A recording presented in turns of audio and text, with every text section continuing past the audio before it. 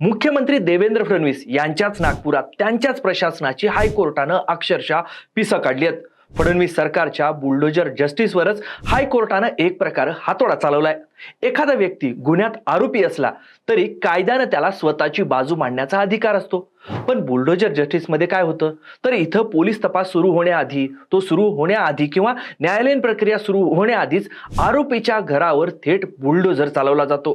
पण आता याच कोर्टाबाहेर दिल्या जाणाऱ्या सत्तेच्या न्यायालयाचा निकाल लागणार आहे. स्वतः हायकोर्टानंच यामध्ये लक्ष घातलंय, 10 वर्षांचा हिशोब मागितलाय आणि या सगळ्यांच्या केंद्रस्थानी आहे ते नागपुरातील फहीम खान प्रकरण. नेमकं हे प्रकरण काय आणि बुलडोजर जस्टिस कारवाई फडणवीस सरकारच्या अंगलट का आली आहे हेच आजच्या आपण कायदा काय सांगतो मध्ये सविस्तर समजून घेणार आहोत. त्यामुळे व्हिडिओ शेवटपर्यंत बघा आणि पुढे जाण्याआधी आपल्या सगळ्यांना विनंती आहे की तुम्ही अजूनपर्यंत टीओडी मराठी चॅनलला युट्यूबवर सबस्क्राईब केलं नसेल, सोशल मीडियावर फॉलो केलं नसेल तर लगेच प्लीज सबस्क्राईब आणि फॉलो करा. नमस्कार, मी सदानंद घायल, तुम्ही बघताय टीओडी मराठी. सुरुवातीलाच आपण शुक्रवारी 13 जुलैला मुंबई उच्च न्यायालयाच्या नागपूर खंडपीठातील सुनावणीत काय झालं ते समजून घेऊ. नागपुरातील मुख्य आरोपी फहीम खान आणि अब्दुल हफीज यांच्या घरावर महापालिकेनं बुलडोजर चालवला. या कारवाई विरोधात फहीमची आई जेरुनिसा खान आणि अय्याज शेख यांनी हायकोर्टात धाव घेतली. या प्रकरणावर न्यायमूर्ती अनिल केलोर आणि न्यायमूर्ती राज वाकुडे यांच्या पीठासमोर शुक्रवारी 10 जुलैला सुनावणी झाली. हायकोर्टानं अधिकाऱ्यांना गेल्या 10 वर्षात तुम्ही किती वेळा अनधिकृत बांधकामावर अशी 24 तासात कारवाई केली याची विचारणा केली. तसंच अनधिकृत घरांना नोटीस दिल्यावर महापालिकेकडून अनेक वर्ष बांधकाम पाडण्यात येत नाही अशी शेकडो प्रकरणं कोर्टात प्रलंबित आहेत. अलीकडेच एका प्रकरणात तर 15 वर्ष उलटूनही महापालिकेनं अतिक्रमण हटवलं नव्हतं असं खुद्द हायकोर्टानंच निदर्शनास आणून दिलं. मग फहीम खानच्या प्रकरणात महापालिकेनं एवढी असामान्य तत्परता का दाखवली? सर्व प्रकरणामध्ये कायद्याची समान अंमलबजावणी होते का की केवळ काही प्रकरणामध्ये, निवडक प्रकरणांमध्येच अशी घाई केली जाते? असा थेट आणि नेमका सवाल न्यायालयानं हायकोर्टानं महापालिकेला केलाय. तसंच हायकोर्टानं स्पष्ट केलं की संबंधित बांधकाम वैध की अवैध याबाबत हायकोर्टानं अद्याप कोणताही निष्कर्ष नोंदवलेला नाही.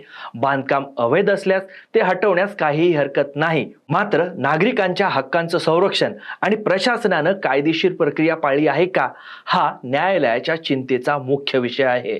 स्वतः हायकोर्टानंच हिशोब विचारल्यानं आता सरकारला त्याची उत्तरं द्यावी लागणार आहेत. पण नेमकं हे प्रकरण काय, त्याची क्रोनॉलॉजी काय हे आता आपण समजून घेऊ. 21 मार्च 2025 ला तत्कालीन पोलीस आयुक्तांनी महापालिकेला पत्र पाठवून आरोपींच्या मालमत्तांवर कारवाई करण्याची विनंती केली होती. 22 मार्च 2025 ला रात्री 11:05 फहीम खानच्या घरी घर पाडण्याची नोटीस देण्यात आली. दुसऱ्या दिवशी रविवारची सुट्टी होती, त्यामुळं 24 मार्चला सकाळीच बुलडोझर घेऊन अधिकारी घर पाडायला उभे राहिले. सकाळी 11:45 म्हणजे 11:45 वाजता या कारवाई विरोधात हायकोर्टामध्ये याचिका दाखल करण्यात आली आणि महापालिकेच्या वकिलांना त्या याचिकेची प्रत देण्यात आली. तरीही प्रकरण न्यायप्रविष्ट असताना देखील पाडकाम सुरूच ठेवण्यात आलं.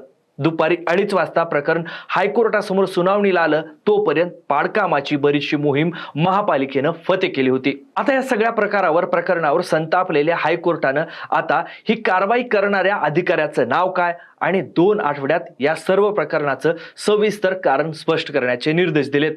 आणि हे सगळा प्रकार हा नागपुरातील हिंसाचार प्रकरणानंतर घडलाय. त्यामुळे नेमकं हे प्रकरण काय ते समजून घेऊ आपण आता. मार्च 2025 मध्ये नागपूरच्या महाल परिसरात औरंगजेबाच्या थडग्यावरून काही गटांमध्ये मोठा हिंसाचार झाला. यात फहीम खानला मुख्य आरोपी बनवून पोलिसांनी त्याला अटक केली. पण हिंसाचार झाला तेव्हा तो घटनास्थळी नव्हताच असा फहीम खानचा दावा आहे. यासाठी त्यानं हायकोर्टामध्ये आपल्या मोबाईल लोकेशनचे पुरावे दिलेत. पोलिसांनी त्याच्यावर तरीही गुन्हे दाखल केले आणि लागलीच त्याच्या 65 वर्षांच्या आईच्या जेरुनिसा खान यांच्या नावावर असलेलं घर बेकायदेशीर ठरवून जमीनदोस्त केलं.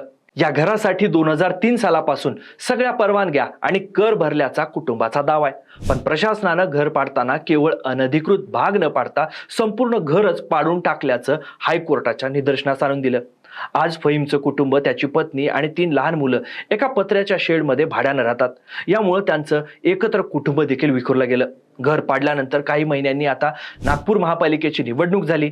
या निवडणुकीत फहीमची पत्नी अलिशा खान यांनी MIMच्या तिकिटावर निवडणूक लढवली आणि ज्या महापालिकेनं त्यांचं घर पाडलं त्याच महापालिकेत त्या प्रभाग 3 मधून नगरसेविका म्हणून निवडून आल्या.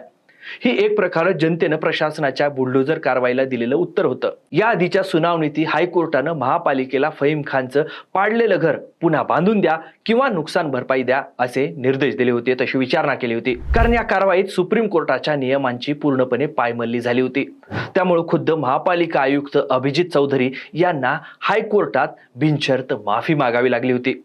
पण या सगळ्यावर मुख्यमंत्री देवेंद्र फडणवीस यांनी महाराष्ट्रात कायद्याचं राज्य आहे आणि इथे ठरवून दिलेल्या प्रक्रियेचं पालन करूनच कारवाई केली जाते असं स्पष्ट केलं होतं. जे कोणी चुकीचं काम करतील त्यांच्यावर बुलडोझर चालत राहील असा इशाराही त्यांनी दिला होता. पण मुख्यमंत्र्यांचा हा दावा सुप्रीम कोर्टाच्या मार्गदर्शक तत्वांच्या पूर्णपणे विसंगत आहे, विरोधात जाणार आहे. त्यामुळेच आपण सुप्रीम कोर्टाची बुलडोझर नियमावली काय सांगते ते बघू. सुप्रीम कोर्टानं 2024 मध्ये बुलडोझर जस्टिसवर गाईडलाईन्स देत स्पष्ट निर्देश दिले होते.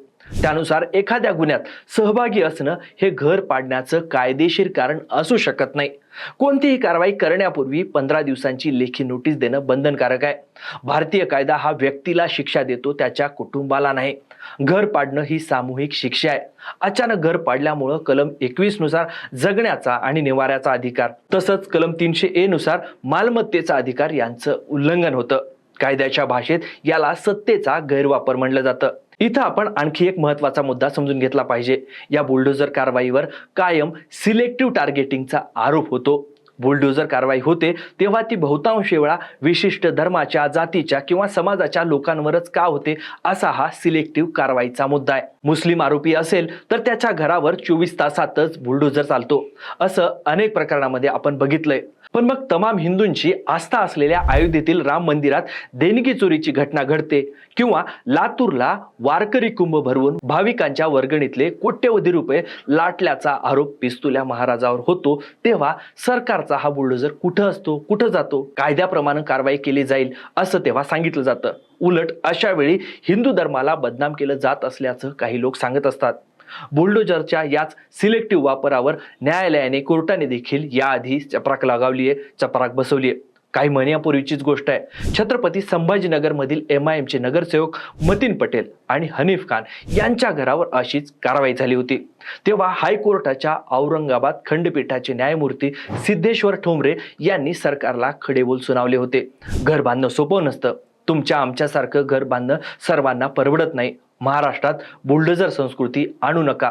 हे UP आणि बिहार नाही, अशा स्पष्ट शब्दामध्ये हायकोर्टानं सरकारला सुनावलं होतं. या प्रकरणातही सुप्रीम कोर्टाच्या 15 दिवसाच्या नोटीसच्या नियमाकडे प्रशासनानं कानाडोळा केल्याचं समोर आलं होतं. थोडक्यात काय तर नागपूर महापालिकेनं फहीम खान प्रकरणात जी असामान्य तत्परता दाखवली आहे ती सरकारच्या अंगलट आली आहे. आता हायकोर्टानंच कारवाई करणाऱ्या अधिकाऱ्याचं नाव, गेल्या 10 वर्षातल्या कारवाईचा हिशोब आणि 24 तासात केलेल्या कारवाईचं स्पष्टीकरण मागितल्यामुळं या कारवाईचे आदेश देणाऱ्या मुख्य सूत्रधारांचे चेहरेही उघडे पडण्याची शक्यता आहे. बुलडोझर जस्टिस हे लोकशाहीला मारक आहे. गुन्हेगाराला शिक्षा व्हायलाच पाहिजे, पण ती न्यायालयाच्या माध्यमातून, संविधानानं आखून दिलेल्या कायदेशीर प्रक्रियेतून. पण सरकार आणि प्रशासनच न्यायदात्याच्या भूमिकेमध्ये शिरतं तेव्हा लोकशाहीची हुकुमशाही होते. पण तुम्हाला काय वाटतं? बुलडोझर जस्टिस कारवाई हा खऱ्या न्यायाचा मार्ग आहे का, की राजकीय सोयीचा आणि सुडाचा मार्ग आहे तो? न्यायदानाचं काम सरकारच्या हातात द्यायला पाहिजे का? राम मंदिरातील दानचोरी प्रकरणातील आरोपीच्या घरावर सरकार बुलडोझर कारवाई का करत नाही? तुमची मतं खाली कमेंट बॉक्समध्ये नक्की सांगा. हे माहितीपूर्ण विश्लेषण तुम्हाला आवडलं असेल तर व्हिडिओला लाईक करा, व्हिडिओ मित्रमंडळींना शेअर करा आणि अशाच विश्लेषणासाठी TOD मराठी चॅनलला यूट्यूबवर सबस्क्राईब करायला विसरू नका. सोशल मीडियावर फॉलो करा. हा व्हिडिओ शेवटपर्यंत बघितल्याबद्दल आपल्या सगळ्यांचे खूप खूप धन्यवाद.